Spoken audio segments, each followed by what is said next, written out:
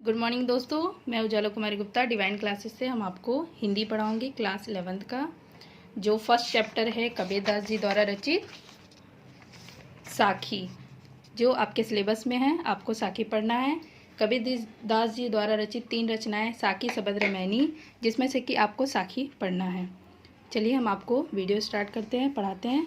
बलिहारी गुरु आपणे गौहाड़ी के बार, जिन मानिस तय देवता करत न लागी बार। कबीरदास जी कहते हैं कि मैं अपने गुरु पर बारंबार न्यौछावर हो जाना चाहता हूँ, अर्थात मैं अपने शरीर को उन पर बार बार अर्पित कर देना चाहता हूँ। जिन मानिस तय देवता, जिन्होंने मुझ मनुष्य को देवता बनाने में करत न लागी बार, क्षण भर की भी देरी नहीं की। ठीक है बच्चों, अगर आपको समझ में नहीं आया तो मैं फिर से आपको रिपीट करती हूँ कि कबीरदास जी कहते हैं कि बलिहारी गुरु आपणे, मैं अपने गुरु पर बारंबार न्यौछावर हो जाना चाहता हूँ, अर्थात मैं अपने शरीर को बार बार उनको अर्पित कर देना चाहता हूँ। जिन मानिस तय देवता, जिन्होंने मुझ मनुष्य को देवता बनाने में करत न लागी बार, क्षण भर की भी देरी नहीं की। ठीक है बच्चों, आपको समझ। चलिए बच्चों, हम दूसरे अर्थ की ओर हम आते हैं। सदगुरु की महिमा अनंत, सदगुरु की महिमा अनंत, अनंत किया उपकार, लोचन अनंत उखाड़िया, अनंत दिखावड़ हार।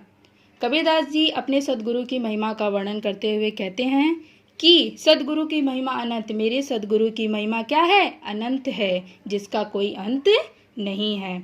अनंत किया उपकार, और मुझ मनुष्य पर उन्होंने अनेकों उपकार किया है, जिसे मैं गिन नहीं सकता, जिसे गिना नहीं जा सकता है।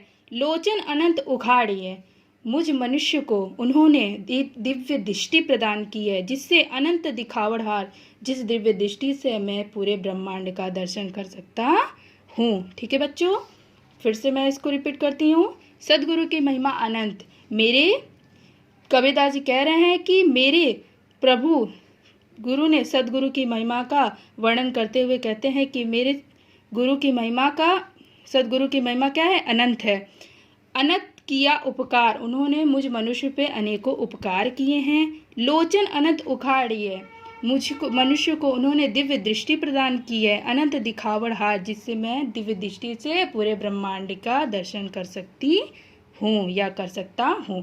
ठीक है बच्चों, आप जैसे भी, हिंदी में क्या है कि आप जितना अपने से अधिक से अधिक अपने अर्थ को आप बढ़ा चढ़ा के लिख सकते हैं। चलिए दोस्तों बच्चों, मैं दूसरे दोहा पे आती हूँ। दीपक दिया तेल भरी, बाती दई अगड्ड, पूरा किया बिसाहुड़ा, बहुरी ना आवे हट। कबीरदास जी कहते हैं कि दीपक रूपी शरीर में, शरीर रूपी दीपक में प्रेम रूपी, ईश्वरी रूपी प्रेम रूपी तेल को भर दिया है। बाती दई अगट्ट, और ज्ञान रूपी बत्ती उसमें डाल दी है, जिसके प्रकाश से पूरा किया बिसाहुड़ा, और जिसके प्रकाश से मेरे शरीर के सारे अंधकार क्या हो, समाप्त हो गई है। बहुरीन आवे अट, और अब इस मेरे अंदर ज्ञान की ऐसी दिव्य दृष्टि प्रदान हो गई कि जिससे मैं अब इस संसार में फिर मुझे दोबारा नहीं आना पड़ेगा। ठीक है बच्चों, चलिए बच्चों अब नेक्स्ट दोहे की तरफ से आते हैं। बूढ़े थे परी ऊपरे, गुरु की लहरी चमकी, भेरा देखिया जर्जरा, उतरी पड़े फरंकी। कबीरदास जी कहते हैं कि बूढ़े थे पर, मेरा नाव क्या है?